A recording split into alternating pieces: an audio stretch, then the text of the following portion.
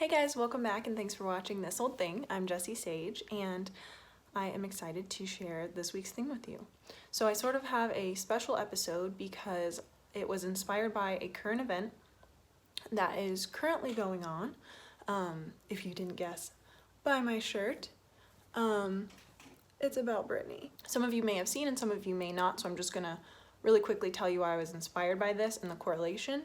There has been a movement / hashtag that has been going around for about the past week called Free Britney. Well, actually, it's been going around for longer than that, but it reached a critical mass this week because of happenings that have been going on with Britney Spears, and because she was, according to her sources, she was voluntarily put into an institution, or she voluntarily put herself into an institution. And she was just released, I believe, about 2 days ago. But there is so much shady stuff surrounding this, and it's more than one video. It's like, I've been listening to so many podcasts on it and following it for a really long time. So basically, the gist of it is that for 12 years, in case you didn't know, Britney Spears has been under a conservatorship. And that means that basically she doesn't have rights as a full-fledged adult. So she can't drive, she's not in charge of her own food or her own medication. She's not really in charge of her children.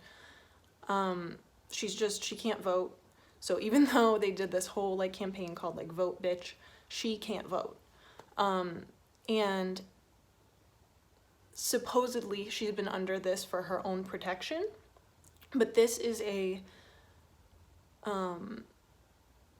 thing that is usually only done for very elderly people who are very sick, who have dementia, and who have a lot of things that are keeping them from taking care of themselves.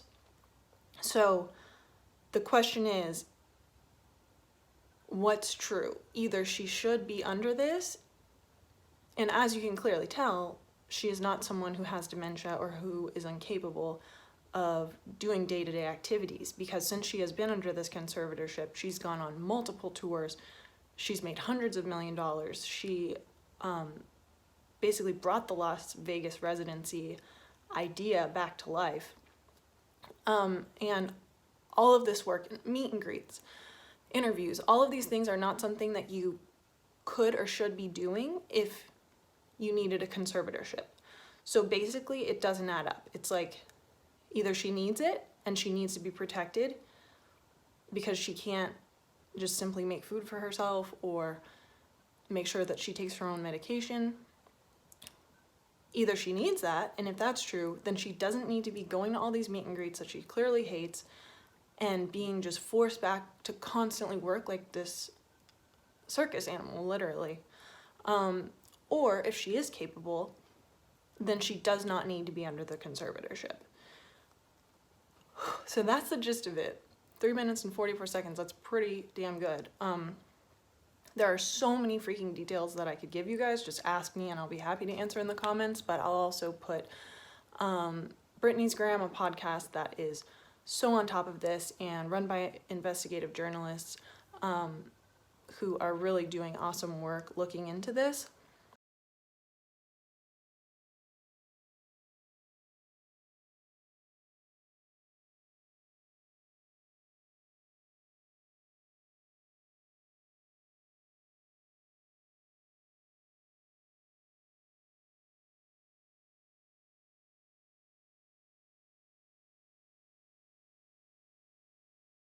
It's getting into a lot of weird areas because people are like, well, that's her private business and we don't need to know what is wrong with her or what medication she takes or anything like that, and you shouldn't be asking that. And that's not what people are asking.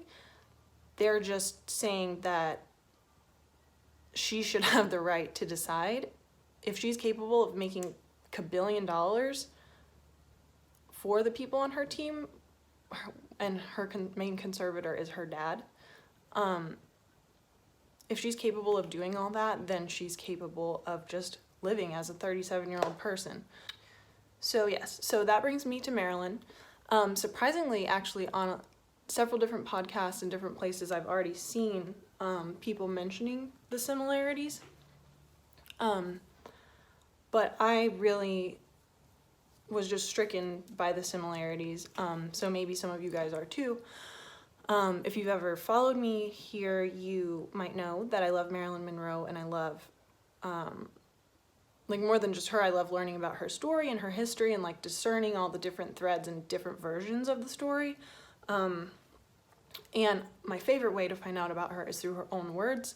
There's a really good book called Fragments that has a lot of her journals and letters and stuff like that. So all of this happening with Britney has really made me see the parallel to Marilyn.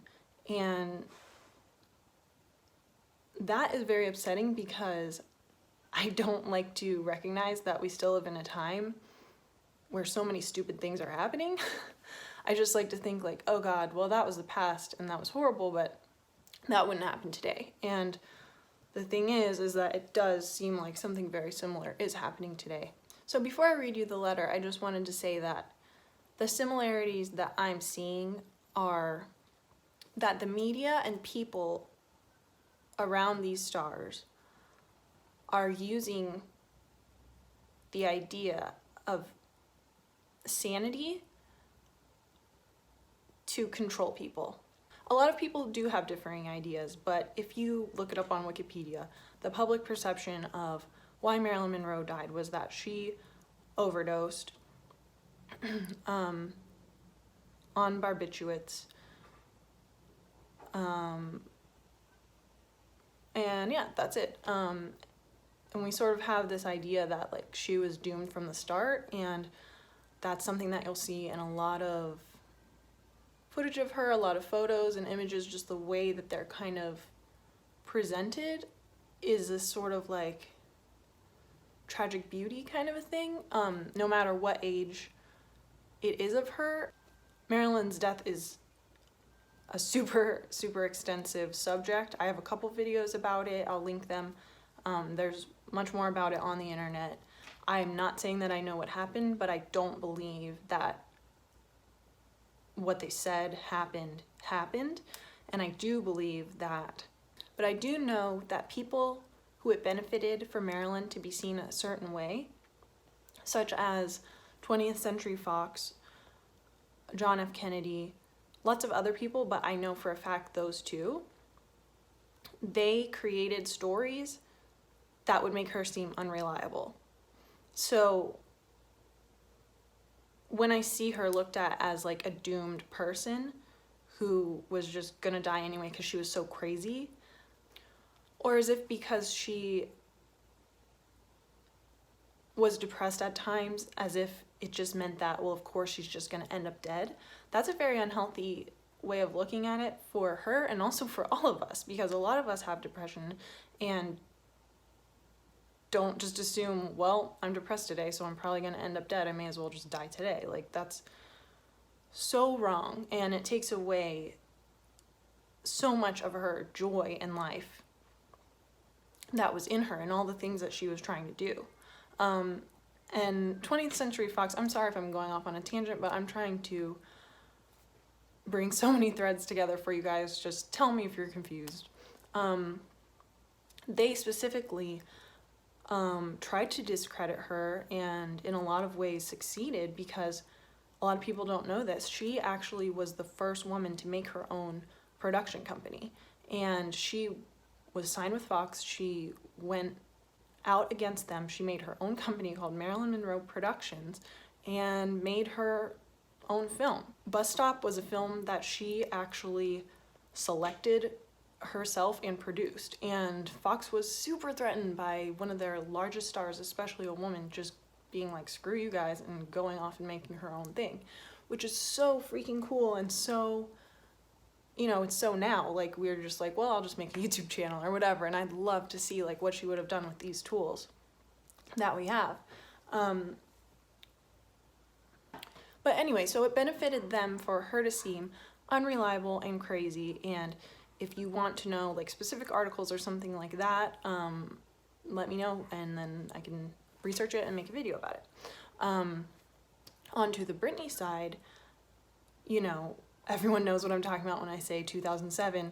You have the image in your head. Britney shaved her head and she attacked a paparazzi's car with an umbrella. And in our collective cultural consciousness, we think that that is because she went crazy. Everyone says like, oh my God, remember when Britney went crazy? Or did you see that she went crazy or whatever? Well, yeah, that would seem extremely crazy if you just went from just 0 to 60, from just, you know, sitting and smiling and everything's fine to doing that. I mean, first of all, shaving your head is not crazy and anyone can do it. And I think that was completely blown out of proportion. But aside from that, that's really, our whole collective consciousness is just like, okay, she went crazy and that was probably some sort of a break. And so now she needs help and now she needs to be protected because she went crazy. But one little known fact that people do not know is that 20%, I'll correct it here if that's wrong, 20% of the Associated Press, 20% of the Associated Press's money in 2007 was made from coverage of Britney Spears. So that means that one person's life was generating 20% of the revenue of coverage for 1 year. That is insane. And that makes that person into a commodity, whether they want to or not. That's not money that she made from going to concerts or interviews or, you know, selling albums or anything of her own. That's other people leeching off of her and taking pictures. I don't know what the number is, but I'm sure I could figure it out if I just found their revenue from 2007. But that is insane. Like, that's just not something that should or could happen to anyone, or that anyone would come out of okay. So I think not looking at just situations and being like, okay, maybe there was something that we don't know because we don't know everything about these people's lives that made this person want to do this. And keeping that narrative alive means that you can do things to those people that you shouldn't be able to do. Like, put them into a psych ward, or in Britney's case, you know, control her entire life for 12 years. Hashtag 12 years a slave, someone wrote. Or in Marilyn's case, to potentially get away with ending that person's life because of the narrative that has been set up that they're crazy, unreliable, and all of that. And this has been something that has been, it can be done to anyone, but it especially has been done to marginalized people throughout history, you know, make someone seem crazy and then that undermines everything that they do. And of course, with them being women, you know, there are a lot of parallel situations with male stars that you can look at that just did not end up with them being controlled.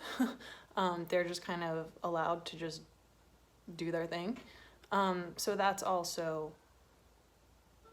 huge in this. And that's also why I'm making a video, because I'm just like, I can't believe that this is still happening and that they're able to pull the veil over people's eyes so easily. So,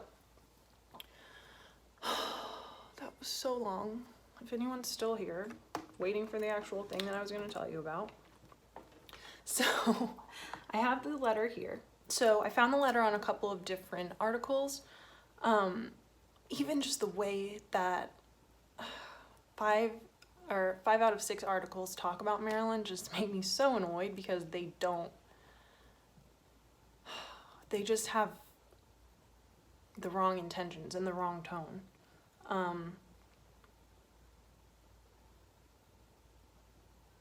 Like this one, for example, it says, on February 5th, 1961, a recently divorced, mentally exhausted Marilyn Monroe was taken by her psychiatrist, Dr. Marianne Christ, and committed to the Payne Whitney Psychiatric Clinic in New York. Well, yeah, that's true. But what it doesn't say is that she was involuntarily committed by her psychiatrist, Dr. Marianne Chris, who lied and told her that it was going to be a rest cure. So she would just be going there for a couple of days just to rest, get peace. There would be no one around her, kind of like what they're saying Britney went in for. And that wasn't the case at all. She was put in a padded cell, and she was treated exactly like the other psychiatric patients. She wasn't there to rest and recover, and it did a lot of damage. So yeah, so on to the letter. So Marilyn saw a lot of psychiatrists in her time. The 50s and 60s were a really big time for psychiatry, like it was really hip. So Dr. Ralph Greenson is her main psychiatrist that you may have heard of before. I don't really know if I trust him or not. I don't think I do. But she was very, very close with them. And then, so this is a letter that she wrote to him a couple of days after she was released.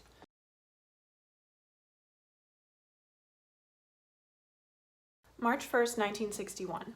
Just now, when I looked out the hospital window where the snow had covered everything, suddenly everything is kind of muted a green. The grass, shabby evergreen bushes, though the trees give me a little hope, the desolate bare branches promising maybe there will be spring and maybe they promise hope. Did you see the misfits yet? In one sequence, you can perhaps see how bare and strange a tree can be for me. I don't know if it comes across that way for sure on the screen. I don't like some of the selections in the takes they used. As I started to write this letter, about 4 quiet tears had fallen. I don't know quite why. Last night I was awake all night again. Sometimes I wonder what the nighttime is for. It almost doesn't exist for me. It all seems like one long, horrible day. Anyway, I thought I'd try to be constructive about it and started to read the letters of Sigmund Freud. When I first opened the book, I saw the picture of Freud inside, opposite the title page, and I burst into tears. He looked very depressed, which must have been taken near the end of his life, that he died a disappointed man. But Dr. Chris said he had much physical pain, which I had known from the Jones book. But I know this too to be so, but I still trust my instincts because I see a sad disappointment in his gentle face. The book reveals, though I'm not sure anyone's love letters should be published, that he wasn't a stiff. I mean, his gentle, sad humor and even a striving was eternal in him. I haven't gotten very far yet because at the same time I'm reading Sean O'Casey's first autobiography. Did I ever tell you how once he wrote a poem to me? This book disturbs me very much in a way one should be disturbed for these things, after all. There was no empathy at Payne Whitney. It had a very bad effect. They asked me after putting me in a cell, I mean cement blocks and all, for very disturbed, depressed patients, except I felt I was in some kind of prison for a crime I hadn't committed. The inhumanity there I found archaic. They asked me why I wasn't happy there. Everything was under lock and key, things like electric lights, dresser drawers, bathroom, closets, bars concealed on the windows. The doors have windows so patients can be visible at all time also. Also, the violence and markings still remain on the walls from former patients. I answered, well, I'd have to be nuts if I like it here. Then they're screaming women in their cells. I mean, they screamed out when life was unbearable, I guess. At times like this, I felt an available psychiatrist should have talked to them, perhaps to alleviate even temporarily their misery and pain. I think they, the doctors, might learn something even, but all are only interested in something from the books they studied. I was surprised because they already know that. Maybe from some live, suffering human being they could discover more. I had the feeling they looked more for discipline and that they let their patients go after the patients have given up. They asked me to mingle with the patients, to go to OT, occupational therapy. I said, and do what? They said, you could sew or play checkers, even cards and maybe knit. I tried to explain the day I did that, they would have a nut on their hands. These things were furthest from my mind. They asked me why I felt I was different from the other patients, I guess. So I decided if they really were that stupid, I must give them a very simple answer. So I said, I just am. The first day I did mingle with a patient. She asked me why I looked so sad and suggested I could call a friend and perhaps not be so lonely. I told her that they had told me that there wasn't a phone on that floor. Speaking of floors, they are all locked. No one could go in and no one could go out. She looked shocked and shaken and said, "I'll take you to the phone." While I waited in line for my turn for the use of the phone, I observed a guard. Since he had on a gray knit uniform, as I approached the phone, he straight-armed the phone and said very sternly, "You can't use the phone." By the way, they pride themselves in having a home-like atmosphere there. I asked them, the doctors, how they figured that. They answered, "Well, on the 6th floor we have wall-to-wall carpeting and modern furniture." To which I replied, "Well, that any good interior decorator could provide, providing there are funds for it." But since they are dealing with human beings, why couldn't they perceive even an interior of a human being?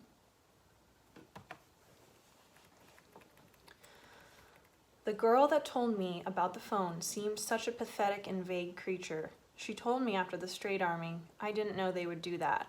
Then she said, "I'm here because of my mental condition. I have cut my throat several times and slashed my wrists." She said either 3 or 4 times. I just thought of a jingle. Mingle, but not if you were just born single. Oh well, men are climbing to the moon, but they don't seem interested in the beating human heart. Still, one can change but won't.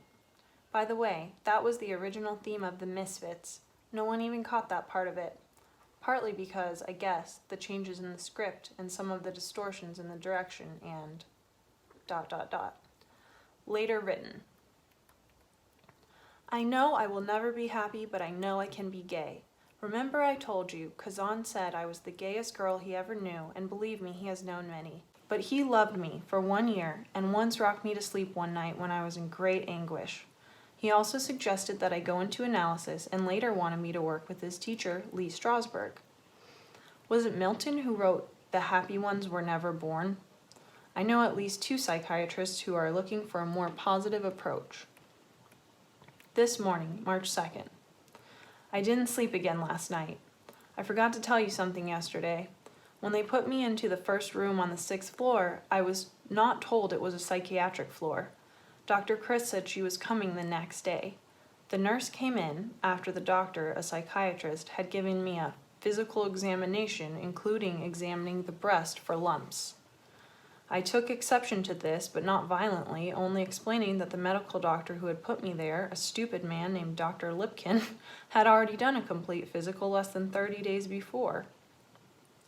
But when the nurse came in, I noticed there was no way of buzzing or reaching for a light to call the nurse. I asked why this was and some other things, and she said this is a psychiatric floor. After she went out, I got dressed, and then was when the girl in the hall told me about the phone.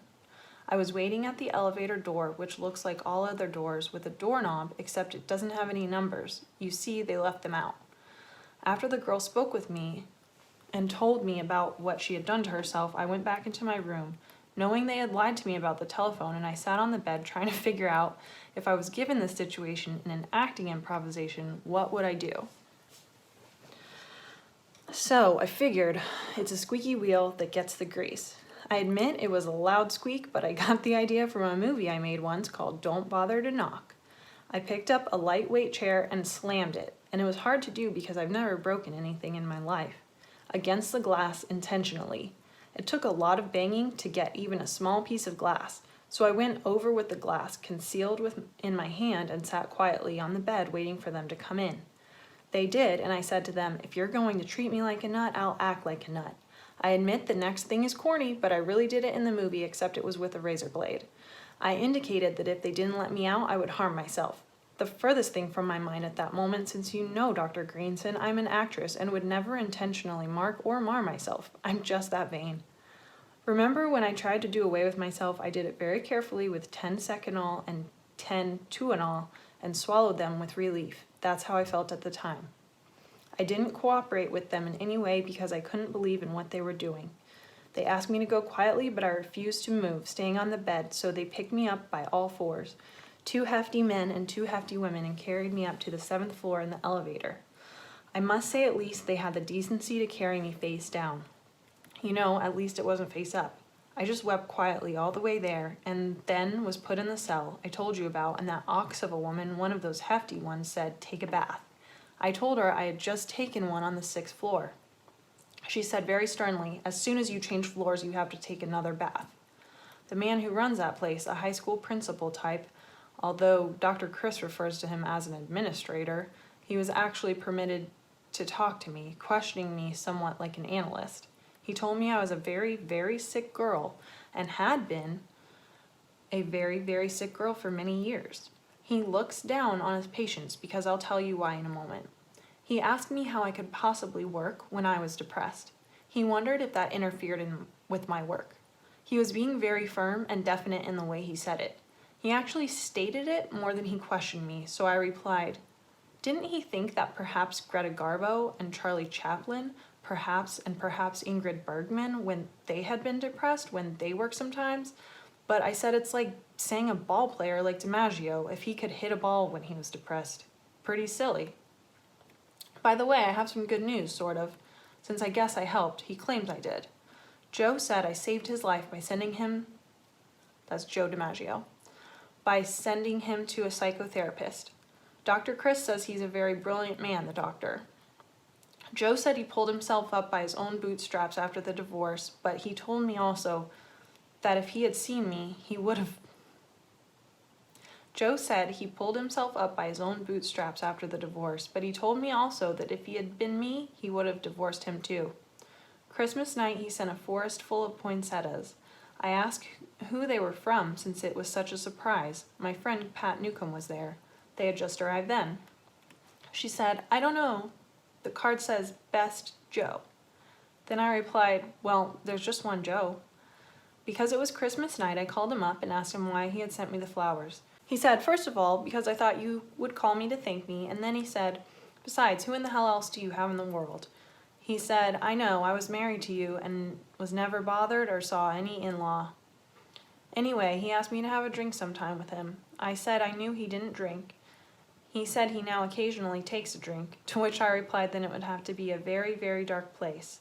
He asked me what I was doing Christmas night. I said nothing, I'm here with a friend. He then asked me to come over, and I was glad he was coming, though I must say I was bleary and depressed, but somehow still glad he was coming over. I think I had better stop because you have other things to do, but thanks for listening for a while. Marilyn M. P.S. Someone, when I mentioned his name, you used to frown with your mustache and look up at the ceiling. Guess who? He has been secretly a very tender friend. I know you won't believe this, but you must trust me with my instincts. It was sort of a fling on the wing. I had never done that before, but now I have. But he is very unselfish in bed. From Eves, I have heard nothing. But I don't mind since I have such a strong, tender, wonderful memory. I am almost weeping. And that's the end.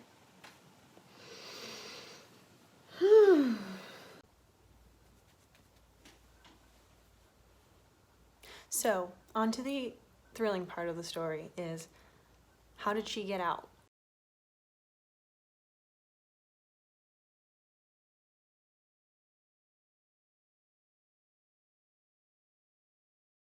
So she wanted the hell out of there. He was the only one who she had gotten a hold of who would help her. And their relationship is super interesting because they had a super high profile marriage. He allegedly physically abused her.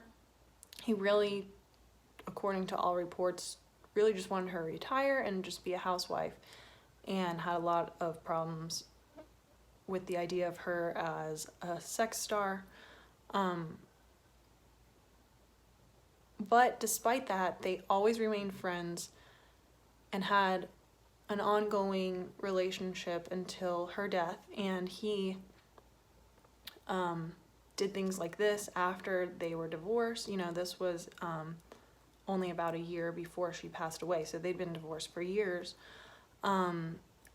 He handled all the arrangements for her funeral, and he continued to deliver, I think it was like a dozen roses every week or something. I think I'm saying the wrong thing, but to her grave, like until his death, there were always fresh roses at her grave. So a very, very complicated relationship, but they loved each other a lot in a lot of ways. So here's what happened. When she got him on the phone, he came there as quickly as he could. He just like dropped everything and went there. He went to the desk and demanded to see her, and the head nurse said only her doctor could do anything. And he said, quote, "I'll give you 5 minutes to get her out here," said DiMaggio, "or I'll tear this fucking place apart brick by brick." So yeah, I'm gonna stop this here. This has been a long video with tons of info. It's so hard when I just have so much info in my head and I'm like, but in order to understand this story fully, you have to understand like the entire history and context. I'm trying to get better. Like this video is going to be so long, and the reason I did it was I was like, well, I'll just do this letter because that's a short thing. It'll be like 5 minutes, and then I can just add that in to my Marilyn stories. But whatever. Hope you guys liked it. Hope you subscribe, and please just let me know what you think in the comments. We love you, Brittany. We're all sending you strength, and we hope that you can change the narrative this time. So, talk to you later.